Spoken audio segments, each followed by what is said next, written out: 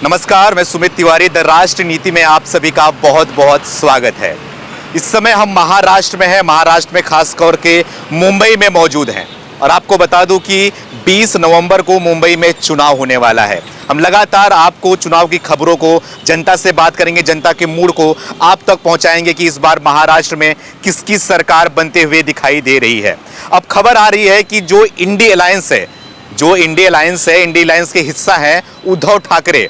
अब उद्धव ठाकरे इस बार इस चुनाव में कहीं ना कहीं पलटते हुए नजर आ रहे हैं। बताया जा रहा है कि उद्धव ठाकरे की और राहुल गांधी की जम नहीं रही है। उद्धव ठाकरे रुकने को तैयार नहीं है और राहुल गांधी और कांग्रेस झुकने को तैयार नहीं है। तो क्या होने वाला है इस बार महाराष्ट्र इलेक्शन में, महाराष्ट्र चुनाव में? कौन जीतेगी, किसकी सरकार बनेगी? इन्हीं सारे मुद्दों पर बातचीत करने के लिए हमारे साथ में नेहा दुबे जी मौजूद हैं। आपको बता दूं, नेहा दुबे जी पॉलिटिकल एनालिस्ट हैं, राजनीतिक विश्लेषण है, बारीकी से राजनीति पर ध्यान रखती हैं और इनका जो नज़र होता है तीखी पैनी नज़र रखती हैं। और इस मुद्दे पर इनसे बात करेंगे और जानने की कोशिश करेंगे कि महाराष्ट्र में पिछले 5 सालों में कैसा काम हुआ और इस बार किसकी सरकार बनते हुए दिखाई दे रही है, खास करके महिलाएं किस तरफ जा रही हैं। नेहा जी, आपका हमारे चैनल में बहुत बहुत स्वागत है। धन्यवाद धन्यवाद। कैसे हैं आप? एकदम ठीक, आशीर्वाद है आपका। क्या लग रहा है, महाराष्ट्र में 5 साल बीत चुका है। 5 साल में जो गठबंधन रही है, जिस तरीके से आपने देखा होगा कि एकनाथ शिंदे पार्टी को तोड़कर आए, बीजेपी के साथ में मिलकर सरकार बनाए, सरकार बहुत अच्छे से चली। तो क्या लग रहा है इस बार 20 नवंबर को चुनाव होने वाला है, 1 महीने से कम समय रह चुका है, तो किसका पलड़ा भारी लग रहा है? क्या मुद्दा है महाराष्ट्र में, किसकी सरकार बनती दिखाई दे रही है आपको? अभी आप लोगों ने देखा कि सफल कार्यकाल जिसका रहा वो ये महायुति की सरकार, जो एकनाथ शिंदे, देवेंद्र फडणवीस जी और अजित पवार जी की, इन लोगों का एक सफल कार्यकाल रहा। और इनके सफल कार्यकाल को देखते हुए ऐसे ही लग रहा है कि आने वाले समय में भी इन्हीं की सत्ता रहेगी, इन्हीं की सरकार रहेगी। लेकिन आप देखे होंगे, कल की खबर है, उद्धव ठाकरे अब बोला जा रहा है कि पलटे हुए नजर आ रहे हैं। अब उनकी बात जो है कांग्रेस से जम नहीं रही है। जो इंडी अलायंस है, इंडी अलायंस जो दुनिया भर में, भारत भर में बहुत ढिंडोरा पीट रहा था, लेकिन टूटते हुए नजर आ रही है महाराष्ट्र के अंदर। तो फायदा किसको जा रहा है इसमें? इसका फायदा तो सीधे सीधे महायुति को ही जा रहा है। जैसे हम देख रहे हैं। और कैसा है, विचारधारा है ना, दोनों की विचारधारा, दोनों की आइडियोलॉजी ही मैच नहीं हो रही है। इनकी आइडियोलॉजी अलग है, उनकी आइडियोलॉजी अलग है। वो तो ठीक है, भारतीय जनता पार्टी को कमज़ोर करना था उन लोगों को, इसीलिए उस वक्त जोड़ तोड़ के, मारामारी करके ये लोगों ने इंडी अलायंस बना लिया था। परंतु वो ज़्यादा दिन तक नहीं टिक पाता। देखिए, जहाँ विचारधारा एक होती है वहीं पर एक आप ठहराव करके काफ़ी समय तक साथ में रह सकते हैं। ये तो होना ही था, ये सबको जानकारी है कि ये होना ही था। वहाँ इंडी अलायंस में ना जमना, आपसी क्लैश होना। देखिए, स्वहित और जनहित में फ़र्क होता है। आज आपने देखा 70 साल के कार्यकाल में स्वहित करने वाले राज्य को देखा, स्वहित करने वाली सरकार को देखा, और आपने मोदी जी के आने के बाद एक सशक्त उन्होंने शासन चलाने के बाद, सरकार चलाने के बाद आपने देखा कि जनहित कैसे होता है, कि हमारे नेता जो जननायक है, जो जननेता है, उन्होंने जनताओं का हित आगे रखा, खुद का हित पीछे रखा। अपने कार्यकाल में उन्होंने किस तरह से लोगों का हित सोचा और लोगों के लिए बढ़िया बढ़िया योजनाएं लाके, लोगों के लिए अच्छा करके, लोगों के घर तक पानी, शौचालय, घर और सब कुछ पहुंचाया। जी। तो महाराष्ट्र में क्या मुद्दा है इस बार चुनाव का? खास करके महिलाओं की बात करें तो बोल रहे हैं कि महिला वोटर इस बार कुछ भूमिका निभाने वाली है। जो अहम भूमिका है वो महिलाओं के हाथ में है। तो क्या लग रहा है कि महिलाएं किस तरफ जाती हुई दिखाई दे रही है? महिलाओं को सरकार ने क्या दिया? जी देखिए, हमेशा देखा जाता है कि जब जब वोटिंग होता है तो महिलाएं जो है वो ज़्यादा निकल के बाहर वोटिंग करती हैं और महिलाओं का वोटिंग प्रतिशत पुरुषों से ज़्यादा होता है। और जिस तरह से आपने देखा कि लाडली बहन योजना, ये इलेक्शन को देखते हुए सरकार ने नहीं रखा था, परंतु एक ये प्यार था कि महिलाओं को सशक्त करना, और मोदी जी का जो टारगेट है कि महिलाएं सशक्त होनी चाहिए, तो वो टारगेट रख के लाडली बहन योजना किया गया था। लेकिन लाडली बहन योजना का फ़ायदा जो अभी पार्टी को जो अब होगा वो ये होगा कि लोगों ने देखा कि हमको इनसे फ़ायदा हुआ है। इनके कार्यकाल में अभी तक तो लूटने वाली सरकार आई थी, अब जो सरकार आई है वो पहली बार हमको कुछ दे रही है, हमसे लूटने के बजाय हमको कुछ दे रही है। तो इसीलिए जनता भी यही चाहती है जनता का भी यही रुझान है कि दोबारा इन्हीं को दिया जाए। तो कहीं ना कहीं आपको लग नहीं रहा कि रेवड़ी बांटने की कोशिश कर रहे हैं, महिलाओं को खुश करने की कोशिश किया जा रहा है ये? नहीं नहीं नहीं, ये रेवड़ी वाला प्रश्न ही नहीं है। मैंने कहा ना, मोदी जी का जो टारगेट है कि मोदी जी का टारगेट है कि महिलाएं सशक्त हो। देखिए आज आप देख रहे हैं कि वो महिलाओं को आरक्षण भी दे रहे हैं, तो वहां तो रेवड़ी बांटने का प्रश्न नहीं होता है। वो बराबरी देना चाहते हैं महिलाओं को।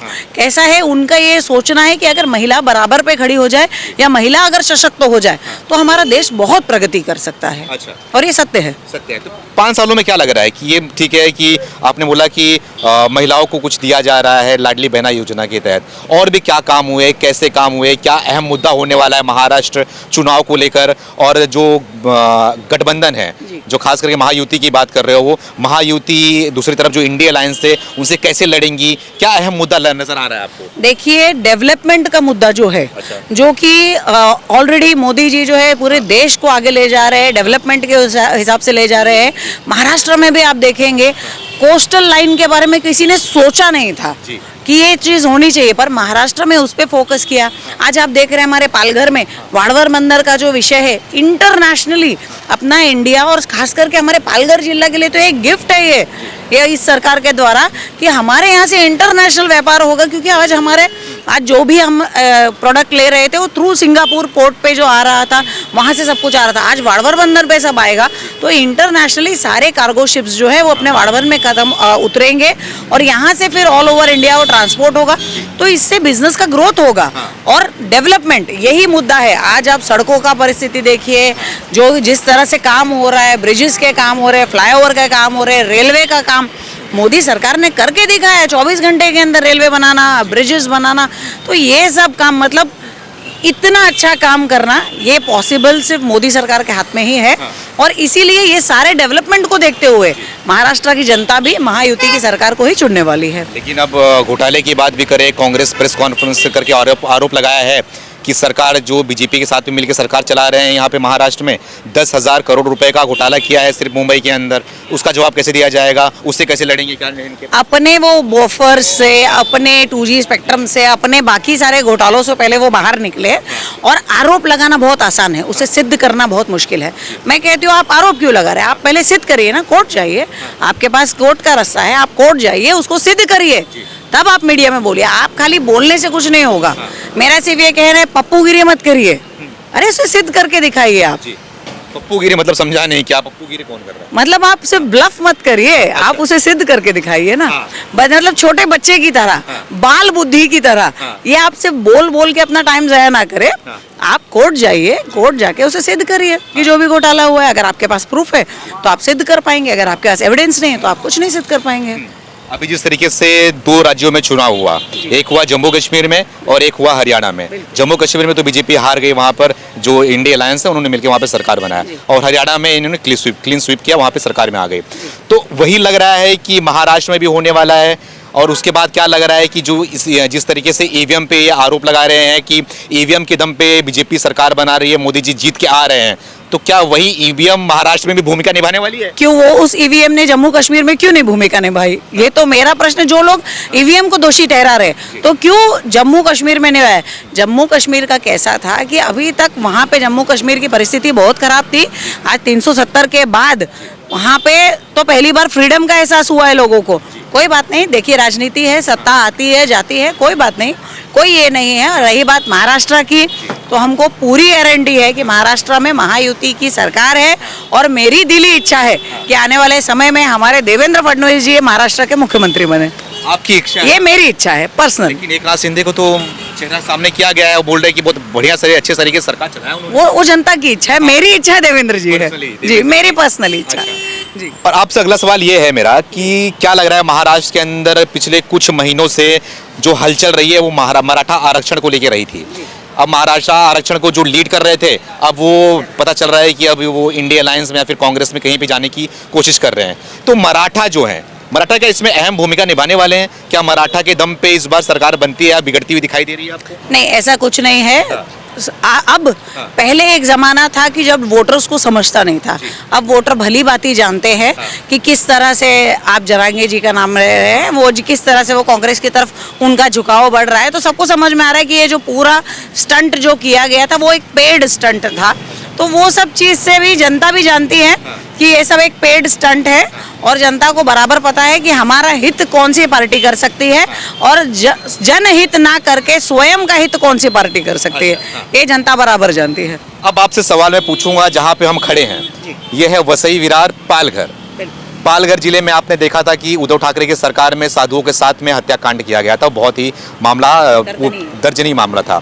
लेकिन जहाँ पे हम खड़े हैं यहाँ पे एक ही पार्टी, पालघर जिले की बात करें तो एक ही पार्टी 35 साल से राज कर रही है, एक ही नेता 35 साल से राज कर रहा है। तो आपके पालघर में और आपके वसई विरार में कितना विकास हुआ, कैसा काम हुआ और इस बार क्या लग रहा है, कौन भारी दिखाई दे रहा है आपको?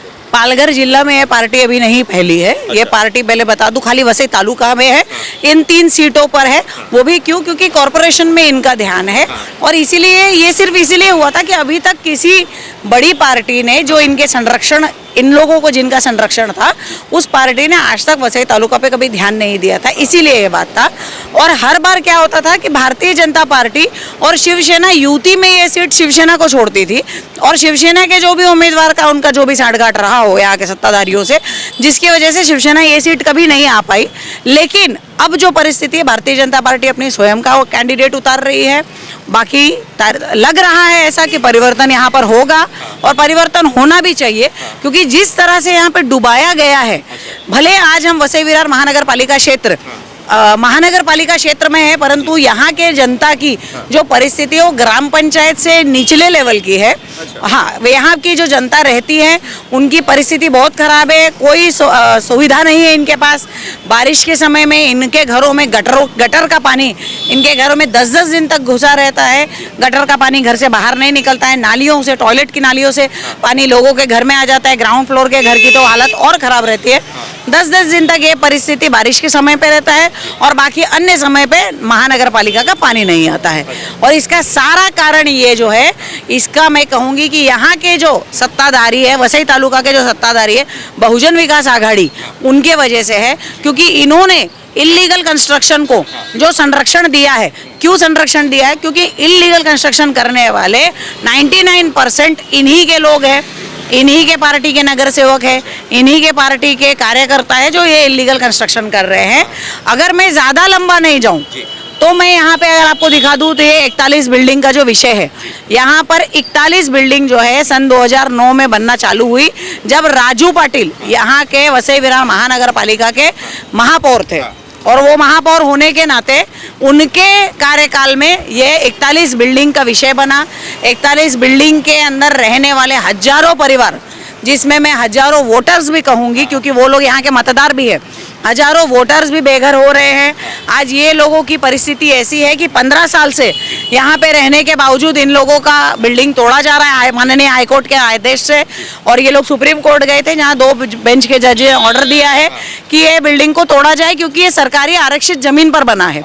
तो जब मेरा कहना ये है कि जब सरकारी आरक्षित जमीन पर बना तो क्या इस क्षेत्र की जो उस समय की नगर सेविका थी बहुजन विकास आघाड़ी की, क्या वो आंख बंद करके बैठी थी कि उसको दिखा नहीं कि मेरे वार्ड में क्या काम हो रहा है? उसके अलावा महानगर पालिका के तभी के महापौर, तभी के आयुक्त, सह आयुक्त, हर कोई आंख बंद करके बैठे थे। तो हुआ ये कि सबको मिला उनके हिस्से का हफ्ता, उनके हिस्से में जो हफ्ता आ रहा था सबको वो हफ्ता मिला, सबने अपनी अपनी मलाई खाई। और आज 15 साल बाद ये हजारों परिवार जो है बेघर हो गए हैं। और जिसका कारण ये है कि सब बच्चे के साथ यहाँ पे एक स्कूल चलता था, वो स्कूल तक बंद हो गया है। तो राइट टू एजुकेशन के तहत उनका शिक्षा का अधिकार तक उनसे छीन लिया गया है। आज उन लोग यहाँ रहने वाले हैं, उनको रहने नहीं दिया जा रहा है। तो इसका कौन नतीजा भोगेगा? इसका नतीजा यहाँ की सत्ता वाले भोगेंगे। लेकिन 35 साल में जो यहाँ पे राज कर रहे हैं, 35 साल से यहीं पे जनता ने उनको इतना प्यार दिया, इतना वोट दिया, लगातार उनको उस सीट पे बैठाया रखा। तो लग नहीं रहा है कि 35 साल में, मतलब कि जिस तरीके से आप आरोप लगा रहे हो कि करप्शन बढ़ रहा है पालघर जिले के अंदर और विकास नहीं हो रहा है, जो आपने दुनिया भर का मुद्दा उठाया, तो इन मुद्दों पे अगर यहाँ की सरकार, यहाँ के विधायक काम नहीं कर रहे हैं तो जनता उनको क्यों जिता रही है? जनता उनको लगातार क्यों लेके आ रही है उनको जिताकर? देखिए, जनता डर में है, उनका आतंक है, उनका डर है, उनका टेरर है। ये मैं शब्द इसीलिए यूज कर रही हूँ क्योंकि मैक्सिमम बिल्डर्स इनके हैं। जो फेरी वालों का हफ्ता वसूल रहे हैं वो भी उनके लोग हैं, उसके अलावा गुंडे भी उनके हैं। तो चुनाव के टाइम पे ये लोग आते हैं, इनको डराते धमकाते हैं। सीधे पिछले चुनाव में तो ऑडियो और वीडियो तक वायरल हो गया था कि अगर इस सोसाइटी से वोट नहीं मिला आपका पानी बंद कर देंगे, आपका रास्ता बंद कर देंगे। तो गरीब जनता डरती है। और मैक्सिमम आपको पता है नाला सुपारा के सारे लोग जॉब पे जाते हैं, चाहे मंत्रालय जाए, चाहे एमएलए हॉस्टल जाए, चाहे हॉस्पिटल में आया बाई का काम हो, वार्ड बॉय का काम हो, स्कूल में प्यून का काम हो, तो सब लोग काम पे जाते हैं। सब नौकरी धंधे वाले लोग हैं। उनको बेचारे लोगों को कोई झगड़ा, कोई मारामारी का कोई इंटरेस्ट नहीं है। उनको पॉलिटिकली नहीं, उनका ऐसा भाई चलो हम जाके वोट दे के आ जाते हैं। मतलब वो डरा धमका के कहीं ना कहीं वोट यस, डरा धमका के उनको वोट दिया जाता है। और मैं कहूंगी बेशरम, आपके चैनल के माध्यम से कहूंगी कि यहाँ जो 35 साल से सत्ता भोग रहे हैं, उस विधायक ने कल जब ये लोग यहाँ के 41 बिल्डिंग के लोग उनसे मदद मांगने गए तो उन्होंने बेशरम की तरह कहा कि अरे आपको पहले आना चाहिए था ना मेरे पास, आप इतना लेट क्यों आए? वोट मांगने तो आप जाते हो ना लोगों के पास, जब आपको वोट चाहिए होता है। यही आमदार को जब वोट चाहिए रहता है तो तीनों आमदार, उनकी बीबी, उनका बच्चा, उनका पूरा परिवार, उनके सारे कार्यकर्ता वोट मांगने भिखारी की तरह यहाँ आ जाते हैं, हमको वोट दो, वोट दो। और इन लोगों से वोट मांगते हैं, जब प्यार से नहीं देते तो डरा धमका के मांगते हैं और इन लोगों से जबरन वोट ले लेते हैं। अब जब ये लोग के ऊपर बेघर होने की परिस्थिति आ गई है तो इन लोगों के लिए काम करना ही नहीं है उनको, और बोल रहे हैं बेशरम की तरह आपको पहले आना चाहिए था।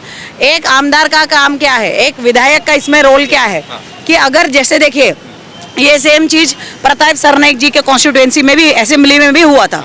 उन्होंने ये सारा विषय लेके गए सीएम साहब के पास, उन्होंने एक जीआर पास कराया और जीआर के तहत इन सबको शिफ्टिंग दी गई, रिहाब किया गया इन सबको। मतलब जो वहाँ के लोग थे। ठीक है, मेरा सवाल आपसे ये है, आखिरी सवाल है क्योंकि हमारे पास समय थोड़ा कम है। क्या लग रहा है कि अब ठीक है, महाराष्ट्र में आपने बात कर दिया कि बीजेपी सरकार आपके हिसाब से बनती दिखाई दे रही है, लेकिन अब यहाँ पे पालघर में और वसई विरार में क्या लग रहा है, कौन आएगा, किसको जिताएगी जनता? कौन है जो इस चेहरे जो भी विधायक है उनसे मजबूत रखता है, अपना नाम दबदबा रखता है कि जनता उनको जिताएगी और वो काम करके दिखाएंगे? कौन लग रहा है आपको? नहीं, वैसा नहीं रहता है। कैसा रहता है, चुनाव एक पूरा समीकरण रहता है, किसी एक चेहरे को देख के नहीं होता है। हाँ, लेकिन ये है कि अगर जनता के ऊपर इतना आ गया कि उनको बेघर किया जा रहा है उनके घर से, वो भी उस घर से जहाँ वो पिछले 15-20 साल से रह रहे हैं, इसके बावजूद भी जनता नहीं समझी और परिवर्तन यहाँ नहीं किए, तो यहाँ के वसई तालुका के जिम्मेदार वो लोग खुद होंगे। नहीं तो ये समय है उनको जवाब देने का कि हम देर से आए, कि हम जल्दी आए, कि हम क्या कर रहे हैं उसका।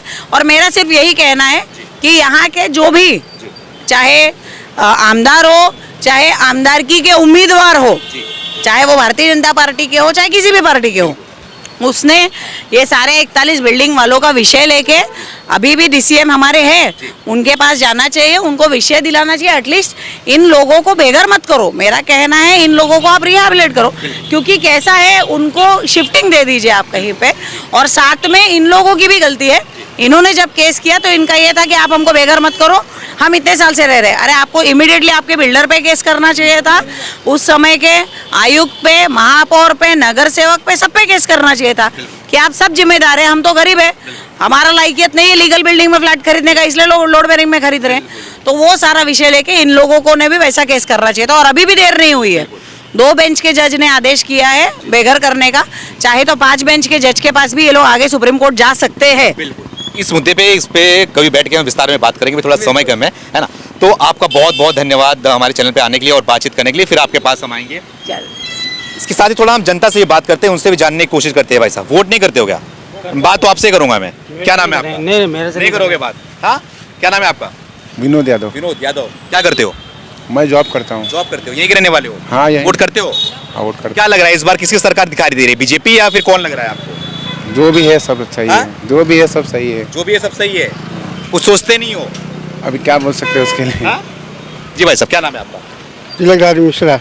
क्या करते हो मिश्रा जी? अपना जूस का धंधे है। जूस का धंधा है, वोट करते हो? करता हूँ। 20 तारीख को वोटिंग है, पता है? हाँ है। क्या लग रहा है इस बार किसका पलड़ा भारी लग रहा है, किस मुद्दे पे वोट करोगे आप लोग? अभी अपने मन में है, देखो किसको। अभी तो बीजेपी का ही हूँ, अभी देखो। बीजेपी का ही हो? हाँ। काहे बीजेपी, क्या वजह है बीजेपी? अभी अच्छा से केंद्र में काम कर रहे हैं, इसके लिए हूँ। अभी तो इस समय फिलहाल अभी इस समय तो तकलीफ चल रहा है कि हम लोग का इतना साल से रह रहा हूँ, हाँ। रहने का कोई अभी सब बेघर कर रहे हैं। अच्छा, इसलिए आप चाह रहे हो कि राज्य के अंदर बीजेपी सरकार ही आए आपके अब हिसाब से? मगर अभी सोचना पड़ रहा है, सोचना थोड़ा। पड़ रहा है लोगों को। जो हमारा सहायता करेगा वही काम करेगा। बताओगे अंकल जी, क्या नाम है आपका? मुझे जगता नहीं, हिंदी नहीं बताए, हिंदी का हिंदी नहीं आती है, हिंदी बात नहीं कर पाओगे? नहीं, तो मराठी बोल दो, मुझे मराठी समझता है। मराठी नहीं, साउथ इंडियन है, साउथ इंडियन साउथ इंडियन है। अच्छा अच्छा, तो आप बताओ, आपको इनको ट्रांसलेट कर लेंगे ये। तो वोट कहाँ के करने वाले हो आप? वोटर कहाँ? तुलुट बनने। थोड़ा सा बच्चे से बात करता हूँ, क्या नाम है आपका? मेरा नाम अंशिका है। अंशिका, कितनी उम्र है आपकी? 11। 11 साल की हो। अच्छा, 11 साल के हो तो घर में आप रहते होगे, घर पे ये सब बात होती है कभी राजनीति के बारे में, चुनाव के बारे में? चुनाव आने वाला है, लोग किसको पसंद करते हैं लोग? हाँ? कभी कभार होती है तो इतना ये तो आप किसको पसंद करते हो, राहुल गांधी या मोदी? मोदी, मोदी। हाँ। मोदी क्यों? क्योंकि हमारे प्राइम मिनिस्टर है तो प्राइम पसंद मिनिस्टर राहुल गांधी? नहीं। नहीं। तो लोगों से भी बात किया हमने, नेहा जी से भी बात किया और जानने की कोशिश करी कि क्या लग रहा है महाराष्ट्र में इस बार किसकी सरकार बन रही है और महाराष्ट्र के अंदर क्या मुद्दा होने वाला है और चुनाव को लेकर। इनकी राय तो आप तक पहुंचा दिया हमने, लेकिन अब आपका भी फर्ज है कि आप भी अपनी राय को कमेंट करके जरूर पहुंचाएं। फिर हाजिर होंगे किसी और वीडियो के साथ। बहुत बहुत धन्यवाद।